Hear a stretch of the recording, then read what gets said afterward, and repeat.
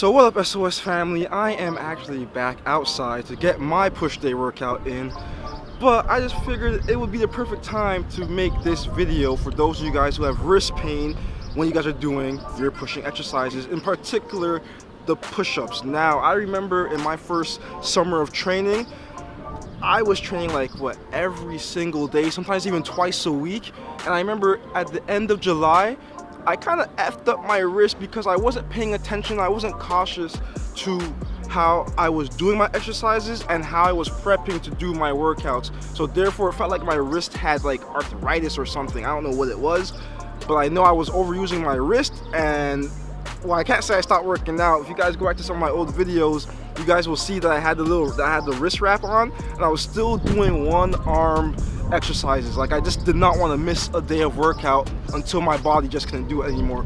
Anyway, I just want to give you guys my tips on what you guys can do to make sure you prevent getting the wrist pain, and to make sure that you could alleviate the wrist pain if you actually do experience or suffer from that wrist pain. Okay, so the first tip I'm going to give you is to make sure that your wrists are sitting underneath of your shoulders when you are doing your push-ups. When your shoulders are sitting behind your wrist, most of the weight, if not all of the weight, is being applied at the bottom of your hand, which is where your wrist is. As you lean forward, you're going to realize that a lot of the weight is shifting from here across the entire hand. And the more you lean back with your shoulders, you're going to start feeling a lot less weight on your fingers and a lot more weight on your wrist. Obviously, if you're pushing your entire freaking body weight on your wrist, on the bottom of your palm, you're going to start feeling pain. Okay, that's one thing I think I realized after I got the wrist pain. I wasn't really focusing on how I was doing the push-ups. I was just going and banging out, repping out freaking reps, and I was just slowly deteriorating my joints. So again, for those of you guys who aren't watching your form, please make sure that your shoulders are sitting over your wrist so that you could distribute the weight across your entire hand, across your fingers, everything. So the second tip is to grip the ground. The best way for me to explain gripping the ground is kind of like you spread your fingers and it feels like you're palming a basketball. The reason why you want to do this is to make sure that you're utilizing all of the muscles in your hands to stabilize your body when doing the push-ups. You do not want to do push-ups like I see some people doing with their fingers together. Again, you're going to start applying a lot of the pressure to the bottom of your palm because you're not using your fingers also. Your fingers are useful tools when doing your exercises, so please use them before you snap your shit up. It's so important. Like, I really want to drill this into your guys' head. Okay, so grip the ground, spread your fingers and make it feel like you're palming the freaking earth. Okay, the earth is your basketball.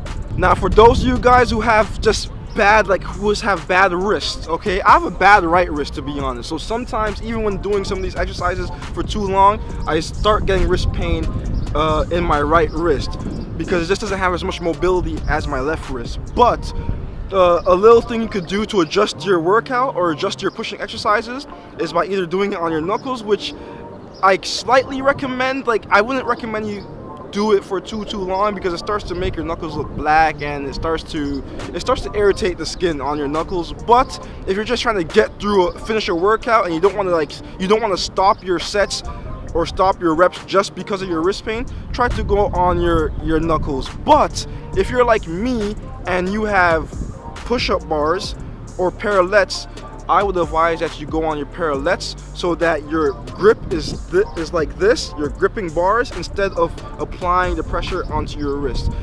Those are the only adjustments I can really think of to really help you guys get through your workouts if you do have bad wrist pain.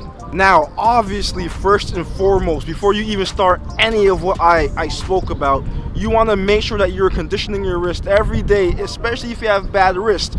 Make sure that you're conditioning your wrist every day, and make sure that you are warming up your wrist before every single workout that you do. I cannot stress that enough. Ever since I started following these tips that I gave myself, especially warming up before my workouts, I did not have that wrist pain that I felt that first summer ever again. Did I have it sometimes here and there? Yes, because I would train like a freaking beast, and even when I felt the pain, I would keep going.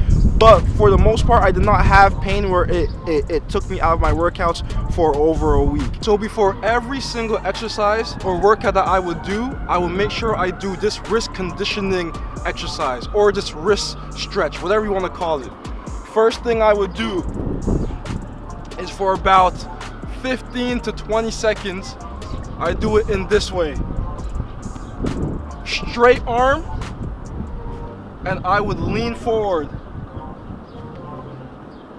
for about 15 to 20 seconds.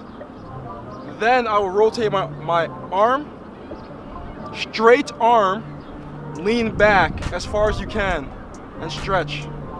And I'm applying a bit of pressure to my wrist so that I'm preparing my wrist to handle my body weight when I'm doing handstands, push-ups, whatever. So lean back. And then the last way I would do it, right after, is straight arm as much as possible. With the back of your hand facing the ground, lean back. You'll feel the stretch more along the front of your forearm. And I would do that for both arms, obviously. Please take heed to my message, because for calisthenics enthusiasts such as myself, if you snap your shoulder, your elbow, or your wrist up, you are not really doing calisthenics until those are fixed. You can snap your ankle up and still do calisthenics. Snap your knee up, still do calisthenics.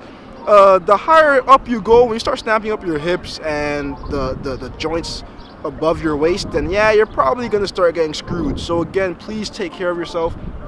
Don't be like me, who was training every day and not paying attention to what I was doing.